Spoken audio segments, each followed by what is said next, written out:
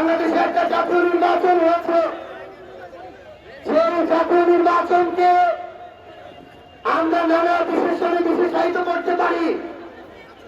সেই জাতীয় নির্বাচনের পরে আমরা 1.5 মাসে এই সরকারের চেহারা দেখে বাংলাদেশের লক্ষ লক্ষ মানুষ এখনই বুঝতে পেরেছে যে তারা আস্থার সাথে ভোট দিয়ে বিএনপি দ্বারা প্রতারিত হওয়া শুরু করেছে। 50% ভোট দিয়ে যেই দেশের মানুষ বিএনপিকে সরকারে বসিয়েছে, সেই দেশের 70% মানুষ ভোট দিয়ে গণভোটের পক্ষে রায় দিয়েছে।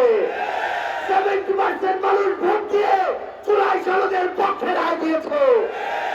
যারা জনগণের এই জনরায়কে নিজেদের ওই এমপি মন্ত্রী পদ দিয়ে উপেক্ষা করতে চায়, তারা দেশের আগে নিজের দলের স্বার্থ দেখতে চায়। প্রত্যেকটি জায়গায় লক্ষ্য করুন, তারা শুধু গণভোটকে অবৈধ বলছে না, জুলাই ম্যান্ডেটকে, জুলাই সনদকে অস্বীকার করছে না, তারা তাদের দলীয় 31 দফাকে অস্বীকার করছে। প্রথম দফায় স্পষ্ট করে লেখা হয়েছে তাদের ওই 31 দফার মধ্যে যে তারা নির্বাচনের পরে তারা সংবিধান সংস্কার কমিশন করবে, আর এখন তারা বলছে সংবিধানের সংস্কার করা যায় না, শুধু সংশোধনী করা যায়। তাহলে তারা নিজেরা যেই দফা দিয়েছে তারা সেই দফায় বিশ্বাস করে না।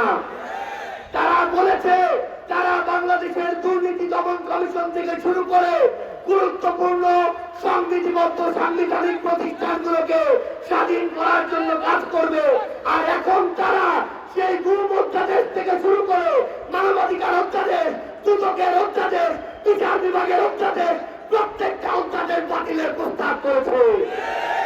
তারা তাদের প্রত্যেকটা দফার সাথে জনগণের সাথে প্রতারণা করা শুরু করেছে।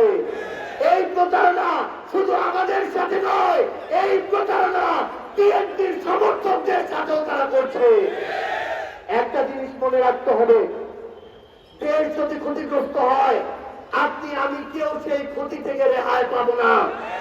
তারা 31 দফায় বলেছে দেশের শিক্ষার মান উন্নয়ন করতে চায়, শিক্ষা প্রতিষ্ঠানগুলোকে বৈশ্বিক মানে উন্নীত করতে চায়, অথচ প্রত্যেকটা বিশ্ববিদ্যালয়ে তারা দলীয় চাটুকার উপাচার্যদের নিয়োগ দেওয়া শুরু করেছে। ঢাকা বিশ্ববিদ্যালয়ের ভিসি দিয়েছে বিএনপির শিক্ষা বিষয়ক সম্পাদককে। ওই শিক্ষা বিষয়ক সম্পাদকরা কোন বিশ্ববিদ্যালয়ের স্বার্থ নয়, বরং দলীয় স্বার্থ স্থান করে কিভাবে পরে এমপি হওয়া যায় এই চিন্তা করতে থাকবে সবসময়। তারা নাকি দেশের আর্থিক অবস্থার